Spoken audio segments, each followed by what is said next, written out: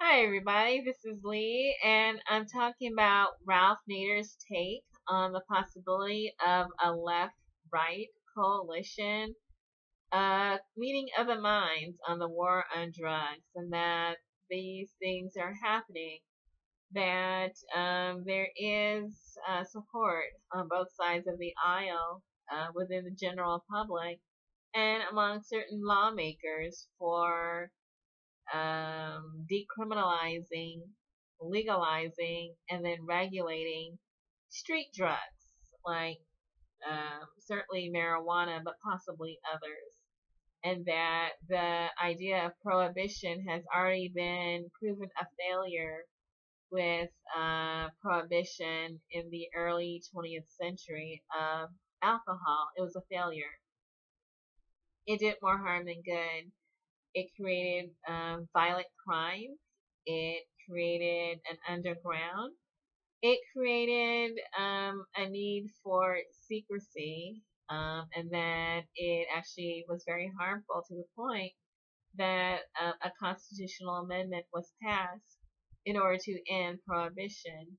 That was the harm that prohibition caused. And so the war on drugs itself, a type of prohibition, is causing even more harm. That fortunately prohibition against alcohol was stopped in time before it truly destroyed entire communities. The war on drugs, street drugs specifically, not pharmaceuticals, which also claim lives, but street drugs, that it actually has ruined communities, ruined many features, and that it has created a class of crime that has escalated, and that it's actually ruining entire countries, and that Mexico is being torn apart by narco terrorism. That is what the war on drugs has caused, narco terrorism. And maybe people thought that was fine as long as it was in Mexico. But narco terrorism is also infiltrating the United States, that it's actually putting civilians in certain arenas along certain routes, in certain areas of the country. It's putting them in harm's way of the direct impact of violence, as we see drug lords, drug dealers attempting to protect their earnings, their power accumulated from underground manufacturing and supply, protection, distribution of street drugs.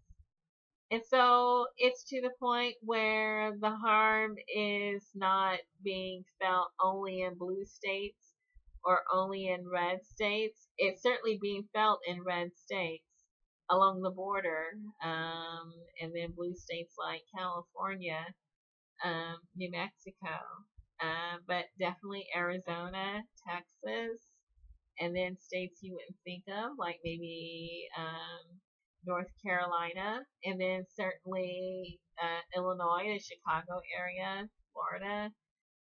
It's being felt, and so blue states, red states, general population is had enough of the drug war.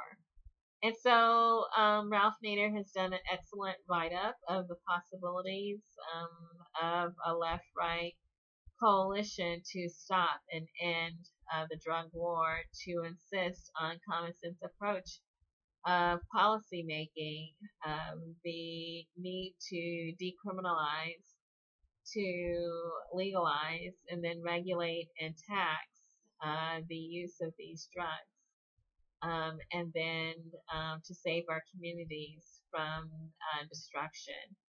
And so the short term gain from having lucrative private prison building contracts does not equal the harm that's being done to society, and the lowering of North America's standing in international world, that we are looked upon as being poor, having poor morality, of treating our own population thus. And so we have lawmakers, diverse as diverse as Rand Paul, Republican from Kentucky, who leans libertarian, to Patrick Leahy, who's a Democrat from Vermont, relatively liberal. And they're trying to come up with a policy. They want to sponsor this bill um, that affects the disproportionate effect that the drug war has had on various communities.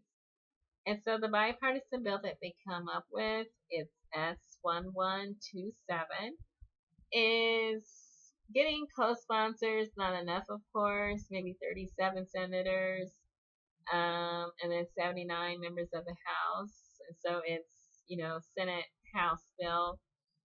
And then also, apparently, according to Ralph Nader, the NAACP and the Koch brothers also support this.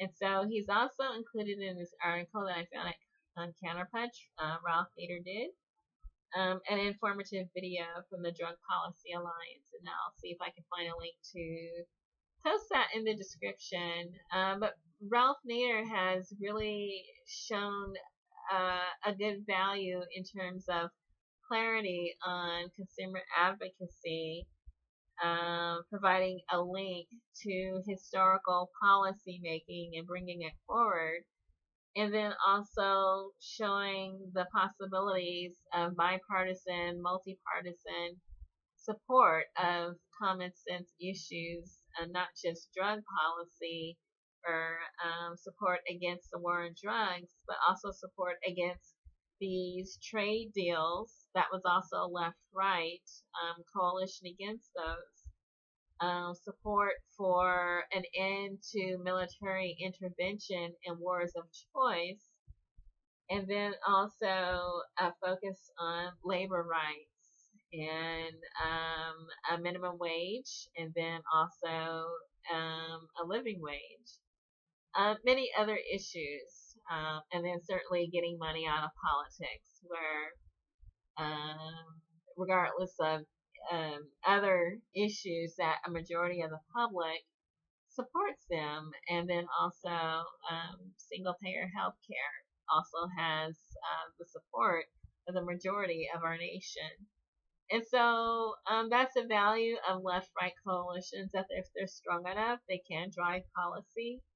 And that hopefully, since it is a general public type of support, that hopefully that will represent itself in the Congress that gets voted in 2018, that there's a need to double down of the general public to make sure that they're sending the right representatives into office who will actually adhere to these common sense points of view that a majority of the public support.